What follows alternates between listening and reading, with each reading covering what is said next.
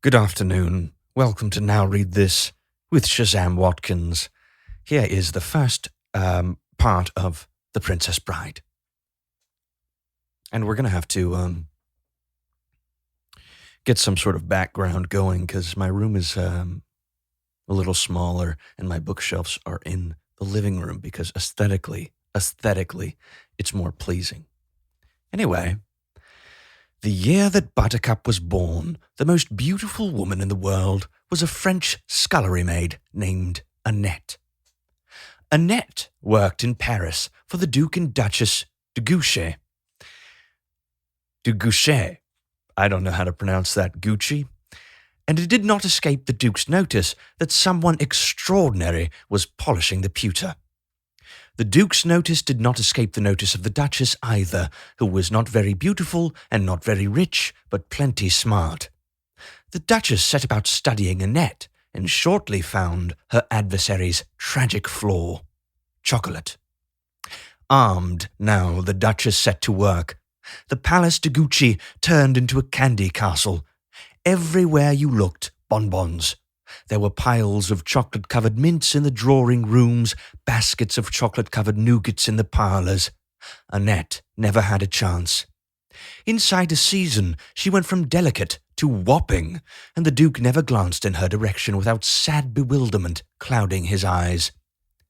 Annette, it might be noted, seemed only cheerier throughout her enlargement. She eventually married the pastry chef, and they both ate a lot until old age claimed them. Things, it might also be noted, did not fare so cheerily for the Duchess. The Duke, for reasons passing understanding, next became smitten with his very own mother-in-law, which caused the Duchess ulcers, only they didn't have ulcers yet.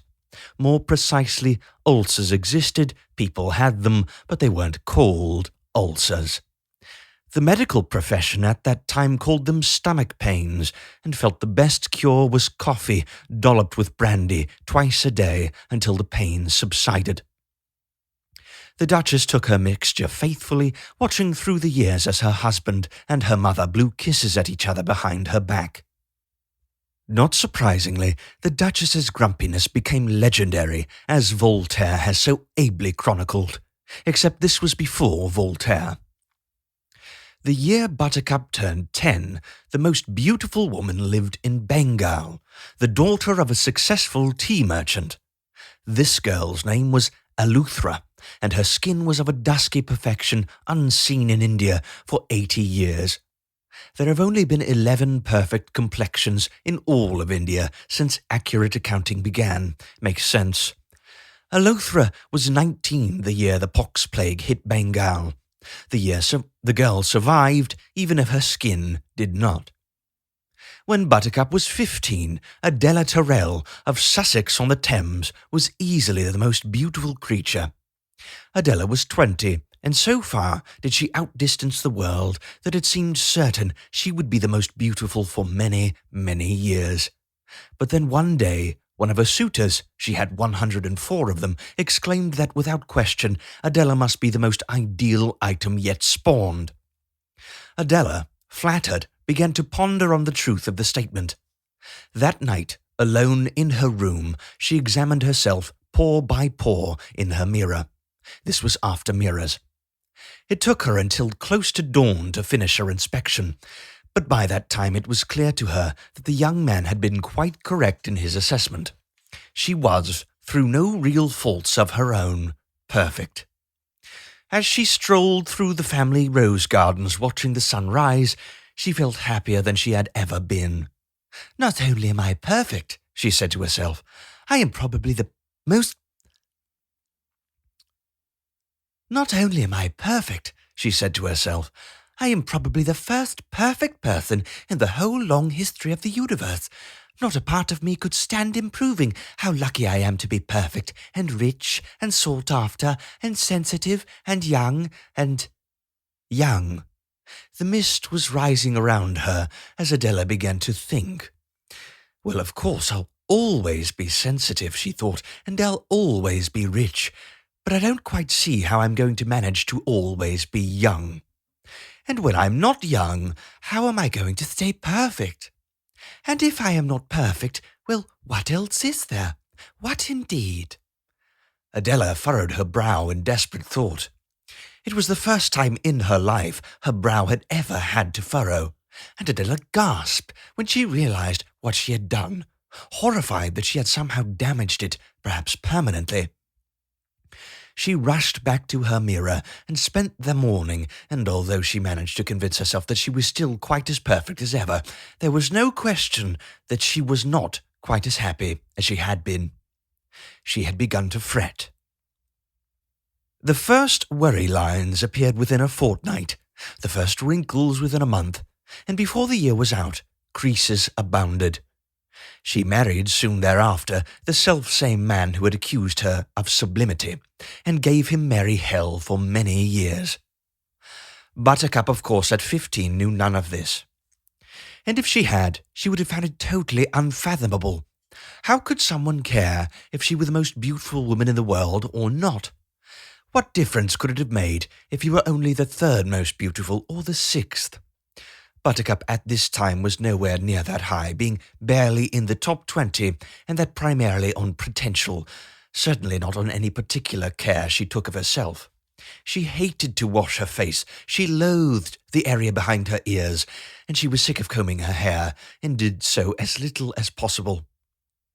What she liked to do, preferred above all else really, was to ride her horse and taunt the farm boy.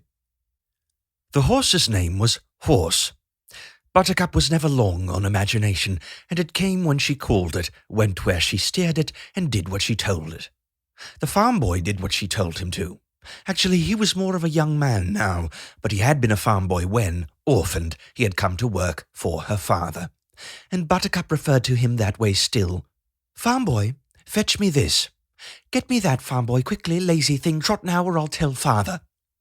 "As you wish." That was all he ever answered. "As you wish. Fetch that, farm boy, as you wish. Try this, farm boy, as you wish." He lived in a hovel out near the animals, and according to Buttercup's mother, he kept it clean, and he even read when he had candles. "I suppose I'll leave the lad an acre in my will," Buttercup's father was fond of saying. They had acres then. "You'll spoil him," Buttercup's mother always answered. "He's slave for many years. Hard work should be rewarded." Then, rather than continue the argument, they had arguments then too, they would both turn on their daughter. "You didn't bathe," her father said. I did, from Buttercup. "Not with water," her father continued. "You reek like a stallion." "I've been riding all day," Buttercup explained. "You must bathe, Buttercup," her mother joined in. "The boys don't like their girls to smell of stables." "Oh, the boys," Buttercup fairly exploded. "I do not care about the boys. Horse loves me, and that is quite sufficient, thank you." She said that speech loud, and she said it often. But like it or not, things were beginning to happen. Shortly before her 16th birthday, Buttercup realized that it had now been more than a month since any girl in the village had spoken to her. She had never much been close to girls, so the change was nothing sharp, but at least before there were head nods exchanged when she rode through the village or along the cart tracks. But now, for no reason, there was nothing. A quick glance away as she approached. That was all. Buttercup cornered Cornelia one morning at the blacksmith's and asked about the silence. "I should think, after what you've done, you'd have the courtesy not to pretend to ask," came from Cornelia. "And what have I done?" What? You've stolen them!" With that Cornelia fled, but Buttercup understood. She knew who them was. The boys. The village boys. The beef-witted, feather-brained, rattle-skulled, clod-pated, dim-domed, noodle-noggined, sap-headed, lunk-knobbed boys. How could anybody accuse her of stealing them? Why would anybody want them anyway? What good were they? All they did was pester and vex and annoy. "Can I brush your horse, Buttercup?" "Thank you, but the farm boy does this." "Can I go riding with you, Buttercup?" "Thank you, but I really do enjoy myself alone." "You think you're too good for anybody, don't you, Buttercup?" No, I don't. I just like riding by myself, that's all." But throughout her 16th year, even this kind of talk gave way to stammering and flushing, and at the very best questions about the weather. "Do you think it's going to rain, Buttercup?" "I don't think so. The sky is blue." "Well, it might rain." "Yes, I suppose it might." "You think you're too good for anybody, don't you, Buttercup?" "No, I just don't think it's going to rain, that's all." At night, more often than not, they would congregate in the dark beyond her window and laugh about her. She ignored them. Usually the laughter would give way to insult. She paid them no mind. If they grew too damaging, the farm boy handled things, emerging silently from his hovel, thrashing a few of them and sending them flying. See, that's how you get a girlfriend. She never failed to thank him when he did this. "As you wish," was all that he ever answered. When she was almost 17, a man in a carriage came to town and watched as she rode for provisions. As she rode for provisions. He was still there on her return, peering out. She paid him no mind, and indeed, by himself, he was not important, but he marked a turning point. Other men had gone out of their way to catch sight of her. Other men had even ridden 20 miles for the privilege, as this man had. The importance here is that this was the first rich man who had bothered to do so, the first noble. And it was this man, whose name is lost to antiquity, who mentioned Buttercup to the Count. The land of Florin was set between where Sweden and Germany would eventually settle. This was before Europe. In theory, it was ruled by King Latheron and his second wife, the Queen. But in fact, the king was barely hanging on, could only rarely tell day from night, and basically spent his time in muttering. He was very old, every organ in his body had long since betrayed him, and most of his important decisions regarding Florin had a certain arbitrary quality that bothered many of the leading citizens. Prince Humperdinck actually ran things. If there had been a Europe, he would have been the most powerful man in it. Even as it was, nobody within 1,000 miles wanted to mess with him. The Count was Prince Humperdinck's only confidant. His last name was Rugen, but no one needed to use it. He was the only count in the country, the title having been bestowed by the prince as a birthday present some years before, the happenings taking place, naturally, at one of the countess's parties. The countess was considerably younger than her husband. All of her clothes came from Paris. This was after Paris, and she had superb taste. This was after taste too, but only just. And since it was such a new thing, and since the countess was the only lady in all of Florin to possess it, is it any wonder she was the leading hostess of the land? Eventually, her passion for fabric and face paint caused her to settle permanently in Paris, where she ran the only salon of international consequence. For now, she busied herself with simply sleeping on silk, eating on gold, and being the single most feared and admired woman in Florinese history. If she had figure faults, her clothes concealed them. If her face was less than divine, it was hard to tell when she got done applying substances. This was before glamour, but if it hadn't been for ladies like the Countess, there would never have been a need for its invention. In sum, the Rugens were couple of the week in Florin and had been for many, many years. So, as I mentioned before, the author switches points of view, and he does so by writing in italics. Italics? I don't know. Anyway, you can see here, he writes in italics. This is me. All abridging remarks and other comments will be in this fancy italic type, so you'll know. When I said at the start that I'd never read this book, that's true. My father read it to me, and I just quick-skimmed along, crossing out whole sections when I did the abridging, leaving everything just as it was in the original Morgenstern.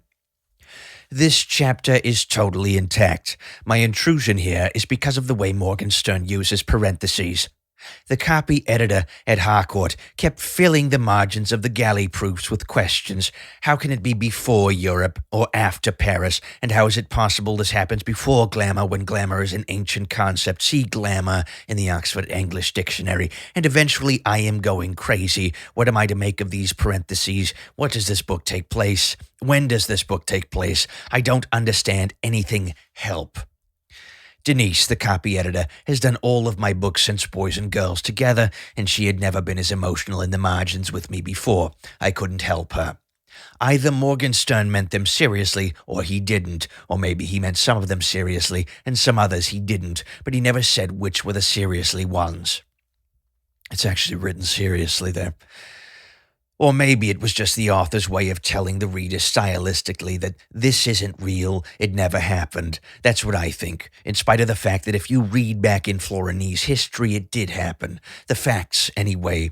No one can say about the actual motivations. All I can suggest to you is, if the parentheses bug you, don't read them. Quick, come. Buttercup's father stood in his farmhouse, staring out the window. Why? This from the mother. She gave away nothing when it came to obedience. The father made a quick finger point. Look, you know how. Buttercup's parents did not have exactly what you might call a happy marriage. All they ever dreamed of was leaving each other. Buttercup's father shrugged and went back to the window. Ah, he said after a while, and a little later again. Ah. Buttercup's mother glanced up briefly from her cooking. Such riches, Buttercup's father said. Glorious. Buttercup's mother hesitated, then put her stew spoon down. This was after stew, but so is everything. When the first man first clambered from the slime and made his first home on land, what he had for supper that first night was stew.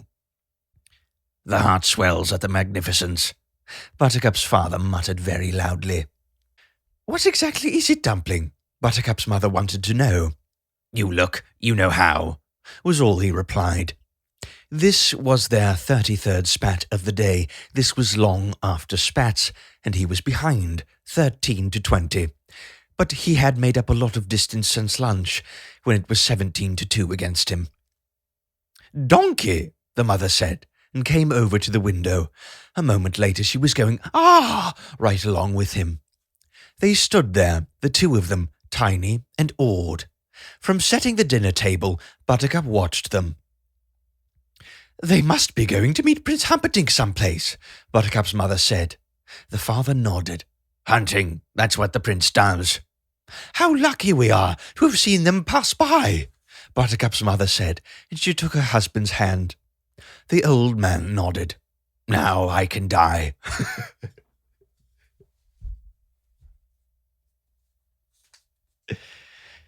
She glanced at him.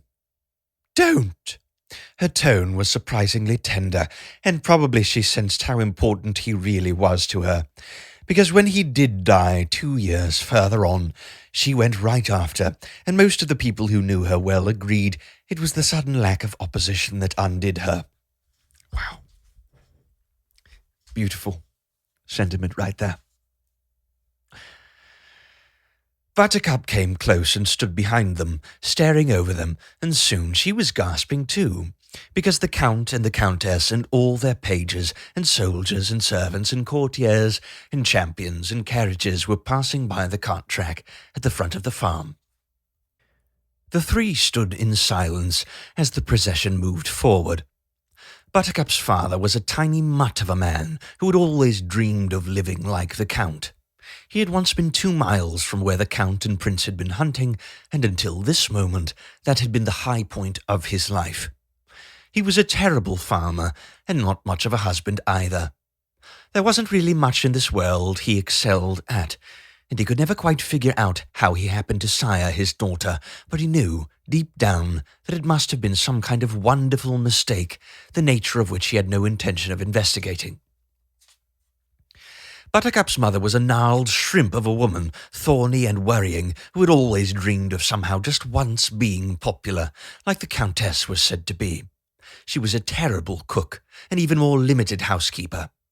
How Buttercup slid from her womb was, of course, beyond her, but she had been there when it happened, and that was enough for her. Buttercup herself, standing half a head over her parents, still holding the dinner dishes, still smelling of horse, only wished that the great procession wasn't quite so far away, so she could see if the Countess's clothes really were all that lovely.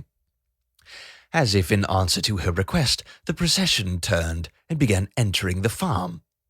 "Here?" Buttercup's father managed. "My God, why?" Buttercup's mother whirled on him. "Did you forget to pay your taxes?" This was after taxes, but everything is after taxes. Taxes were here even before stew. "Even if I did, they wouldn't need all that to collect them." And he gestured towards the front of his farm, where now the Count and Countess and all their pages and soldiers and servants and courtiers and champions and carriages were coming closer and closer. "What could they want to ask me about?" he said. Go see, Buttercup's mother told him. "You go, please." "No, you, please." "We'll both go." They both went, trembling. "Cows," the Count said, when they reached his golden carriage. "I would like to talk about your cows." He spoke from inside, his dark face darkened by shadow. "My cows," Buttercup's father said. "Yes, you see, I'm thinking of starting a little dairy of my own, and since your cows are known throughout the land as being Florin's finest, I thought I might pry your secrets from you." "My cows," Buttercup's father managed to repeat, hoping he was not going mad. Because the truth was, and he knew it well, he had terrible cows. For years, nothing but complaints from the people in the village. If anyone else had had milk to sell, he would have been out of business in a minute. Now granted, things had improved since the farm boy had come to slave for him. No question, the farm boy had certain skills, and the complaints were quite non-existent now. But that didn't make his the finest cows in Florin. Still, you didn't argue with the Count. Buttercup's father turned to his wife. "What would you say my secret is, my dear?" he asked. "Oh, there are so many," she said.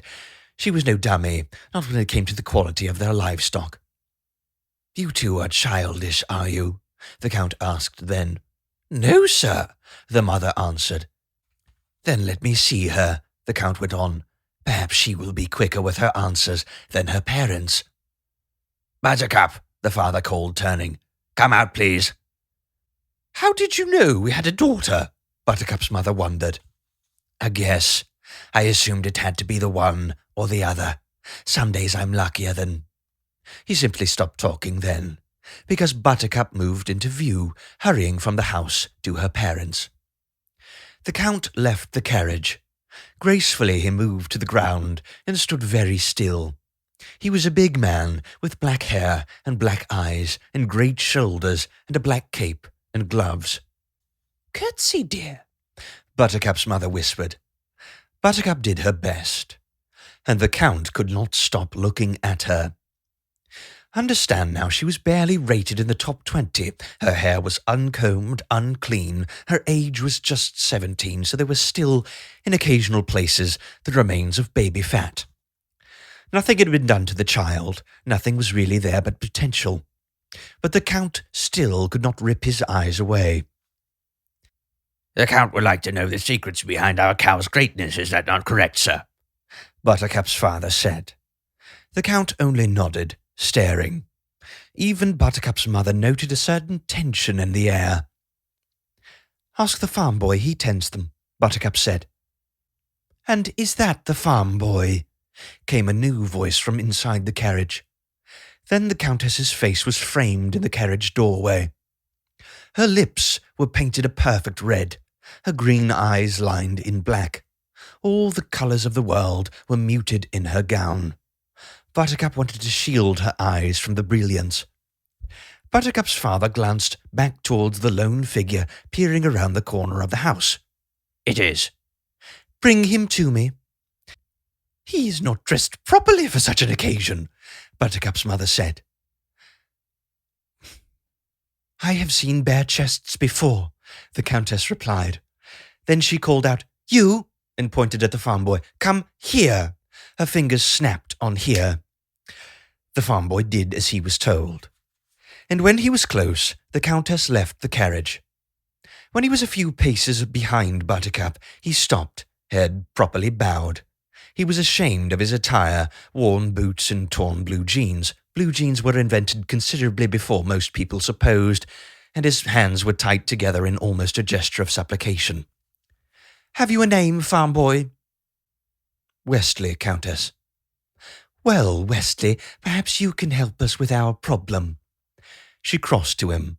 The fabric of her gown grazed his skin. "We are all of us here passionately interested in the subject of cows. We are practically reaching the point of frenzy. Such is our curiosity. Why do you suppose, Wesley, that the cows of this particular farm are the finest in all Florin? What do you do to them?" "I just feed them, Countess." "Well, then there it is. The mystery is solved. The secret. We can all rest. Clearly the magic is in Wesley's feeding. Show me how you do it, would you, Wesley?" "Feed the cows for you, Countess." "Right, lad." "When?" "Now will be soon enough." And she held out her arm to him. "Lead me, Wesley." Wesley had no choice but to take her arm, gently. "It's behind the house, madam. It's terribly muddy back there. Your gown will be ruined."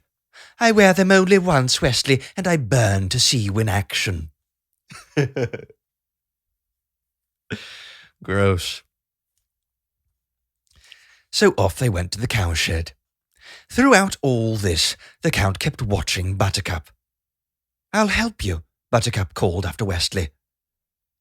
"Perhaps I'd best just see how he does it," the Count decided.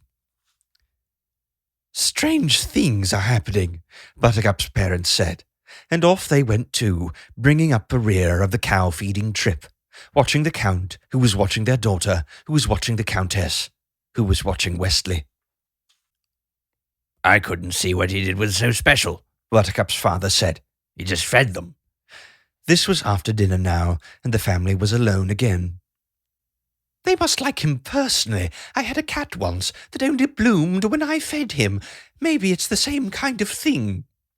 Buttercup's mother scraped the stew leavings into a bowl. "Here," she said to her daughter.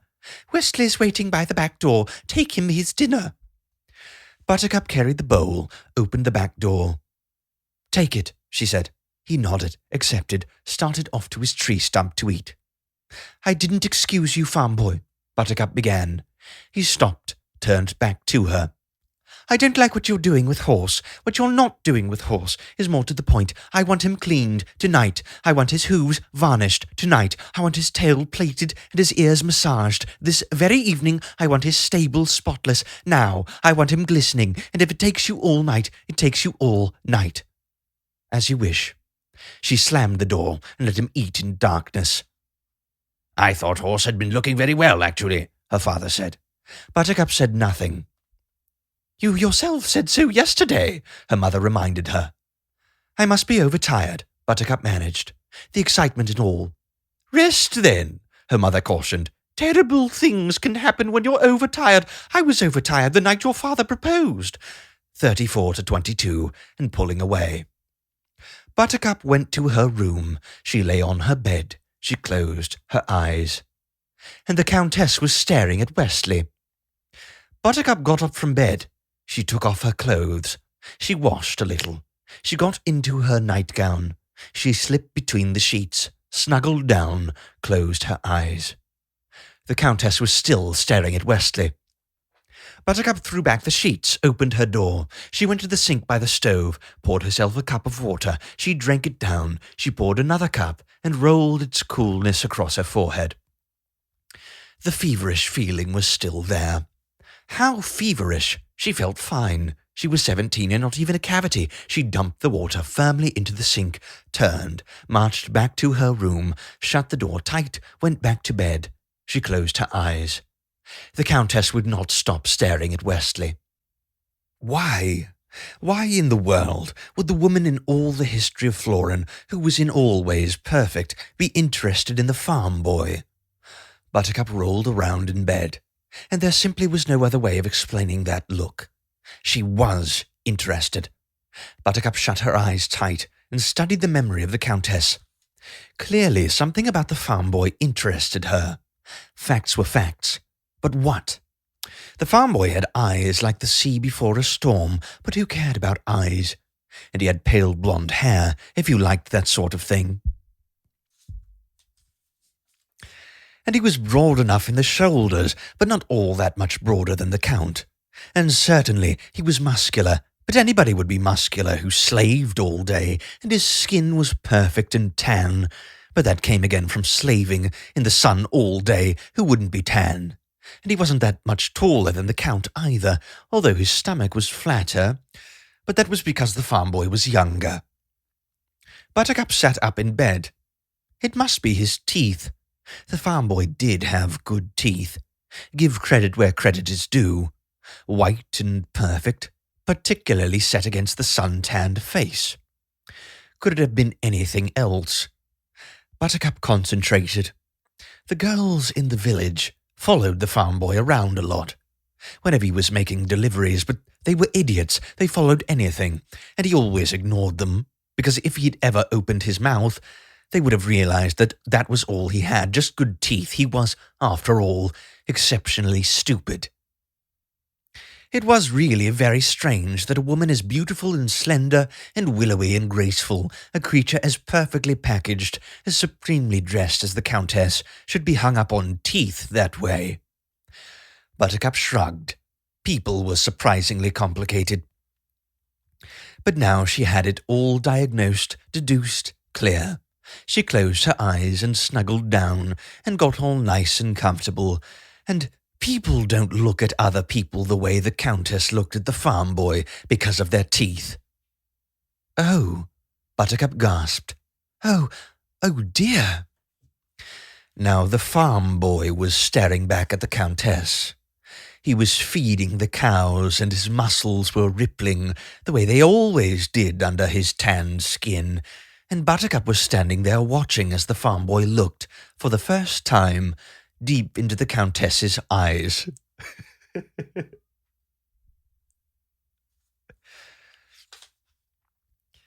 Buttercup jumped out of bed and began to pace her room. How could he? Oh, it was all right if he looked at her, but he wasn't looking at her, he was looking at her. "She's so old," Buttercup muttered, starting to storm a bit now. The Countess would never see her... The Countess would never see 30 again, and that was a fact. And her dress looked ridiculous out of the cowshed, and that was fact too. Buttercup fell onto a bed and clutched her pillow across her breasts. The dress was ridiculous before it ever got to the cowshed. The Countess looked rotten the minute she left the carriage, and her too big painted mouth, and her little piggy painted eyes, and her powdered skin, and... Flailing and thrashing, Buttercup wept and tossed and paced and wept some more, and there have been 3 great cases of jealousy since David of Galilee was first afflicted with the emotion, when he could no longer stand the fact that his neighbour Saul's cactus outshone his own. Originally, jealousy pertained solely to plants, other people's cactus or ginkgos, or later, when there was grass, which is why, even to this day, we say that someone is green with jealousy. That's interesting. Buttercup's case rated a close 4th on the all-time list. It was a very long and very green night. She was outside his hovel before dawn. Inside, she could hear him already awake. She knocked. He appeared, stood in the doorway. Behind him, she could see a tiny candle, open books. She waited. She looked at him. Then she looked away. He was too beautiful. "I love you," Buttercup said. "I know this must come as something of a surprise, since all I've ever done is scorn you and degrade you and taunt you. But I have loved you for several hours now, and every second more. I thought an hour ago that I loved you more than any woman has ever loved a man, but a half an hour after that, I knew that what I felt before was nothing compared to what I felt then. But 10 minutes after that, I understood that my previous love was a puddle compared to the high seas before a storm. Your eyes are like that, did you know? Well, they are. How many minutes ago was I? 20? Had I brought my feelings up to then? It doesn't matter."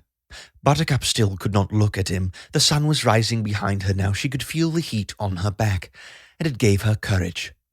"I love you so much more now than 20... Shit. I love you so much more now than 20 minutes ago that there cannot be comparison.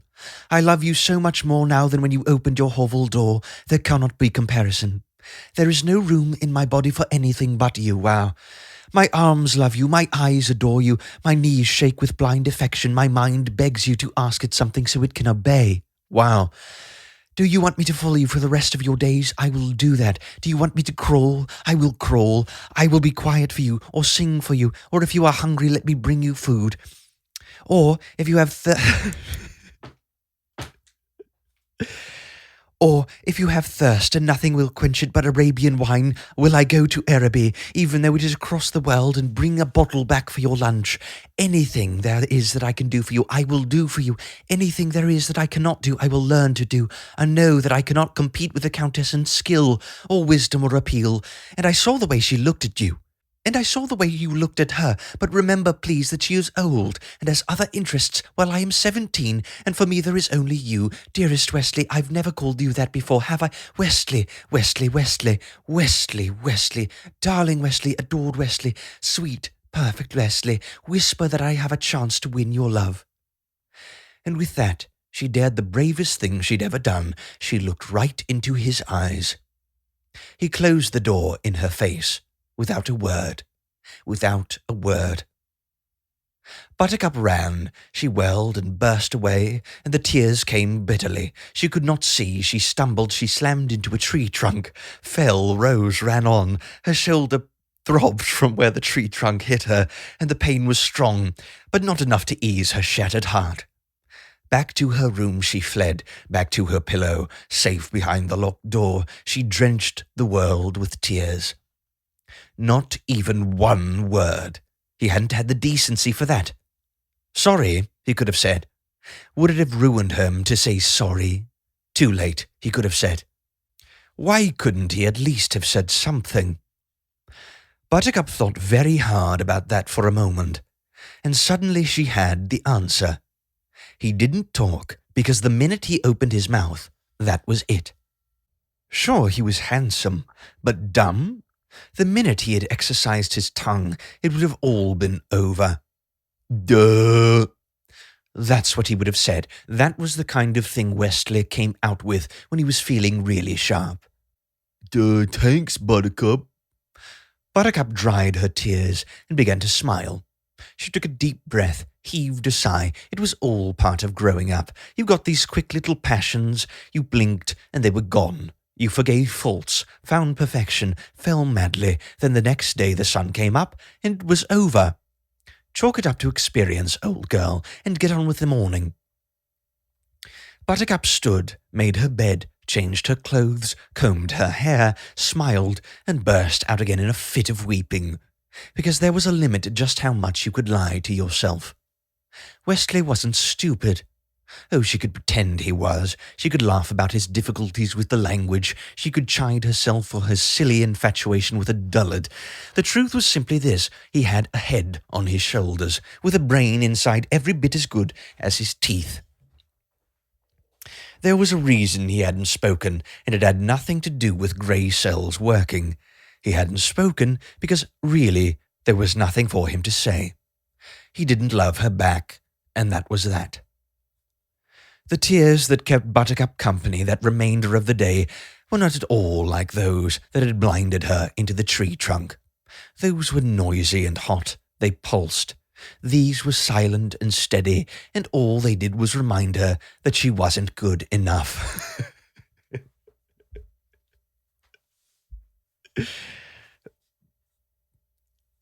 She was 17, and every male she'd ever known had crumbled at her feet, and it meant nothing. The one time it mattered, she wasn't good enough. All she knew, really, was riding, and how was that to interest a man when that man had been looked at by the Countess? It was dusk when she heard footsteps outside her door. Then a knock. Buttercup dried her eyes. Another knock. "Whoever is that?" Buttercup yawned finally. "Wesley." Buttercup lounged across the bed. Wesley, she said, do I know any West? Oh, farm boy, it's you, how droll.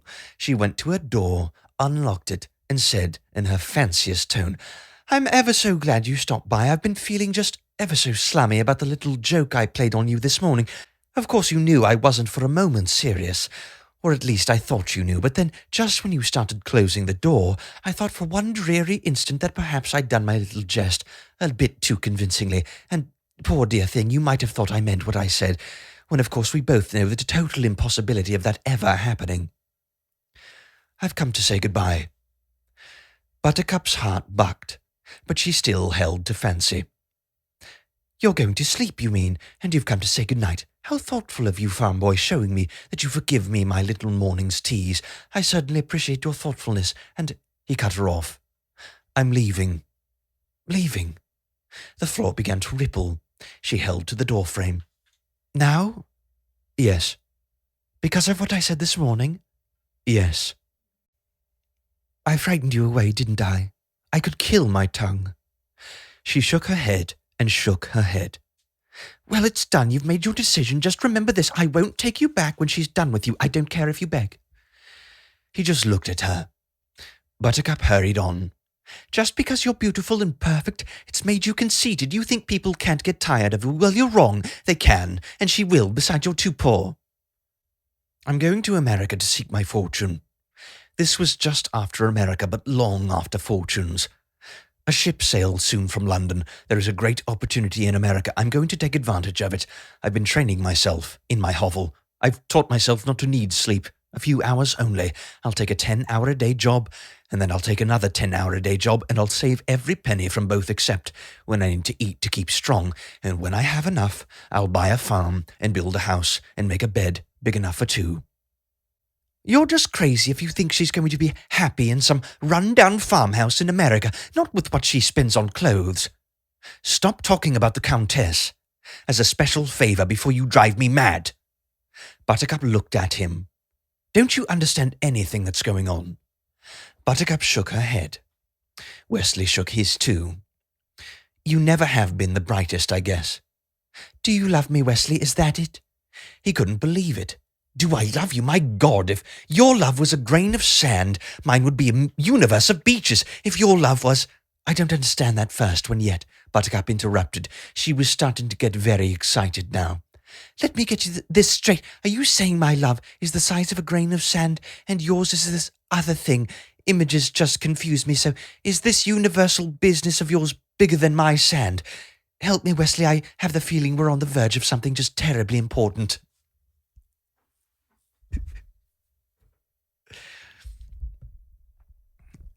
I have stayed these years in my hovel because of you. I have taught myself languages because of you. I have made my body strong because I thought you might be pleased by a strong body. I have lived my life with only the prayer that some sudden dawn you might glance in my direction.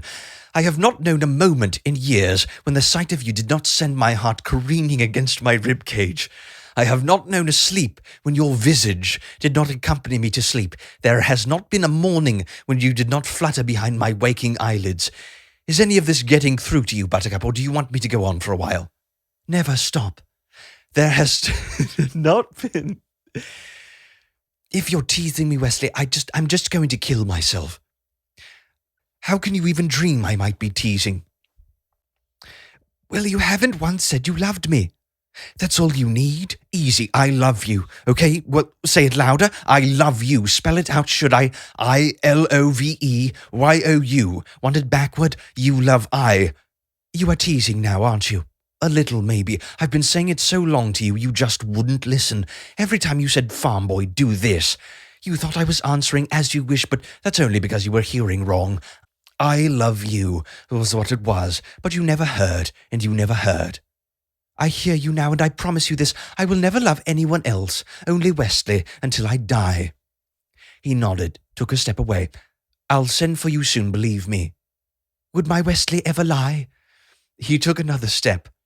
I'm late, I must go. I hate it, but I must. The ship sails soon, and London is far. I understand. He reached out with his right hand. Buttercup found it very hard to breathe. Goodbye. She managed to raise her right hand to his. They shook. Goodbye, he said again. She made a little nod. He took a third step, not turning. She watched him. He turned, and the words ripped out of her. Without one kiss? They fell into each other's arms. There have been 5 great kisses since 1642 BC, when Saul and Delilah Corn's inadvertent discovery swept across Western civilization. Before then, couples hooked thumbs. And the precise rating of kisses is a terribly difficult thing, often leading to great controversy. Because although everyone agrees with the formula of affection, times purity times intensity times duration, no one has ever been completely satisfied with how much weight each element should receive. But on any system, there are 5 that everyone agrees deserve full marks. Will this one left them all behind? There you go. That's not like the end of the chapter. That's like the end of a section. So, wait a second. No shit. Well, there's only like a few more pages. Why not? No, fine. We'll be done for today. It'll take me some time to get the accent back into consistency and all the voices and things. I can't mimic all of them completely accurately because most of them just do English accents, and my tone is such that it's amazing, but it's limited to some degree. So I'll get them down, and as the book goes on, we'll have some more fun. But enjoy. Thank you for your patience, and from here on out, it'll be Mondays until the book is done. Much love, and may the good blood guide your way.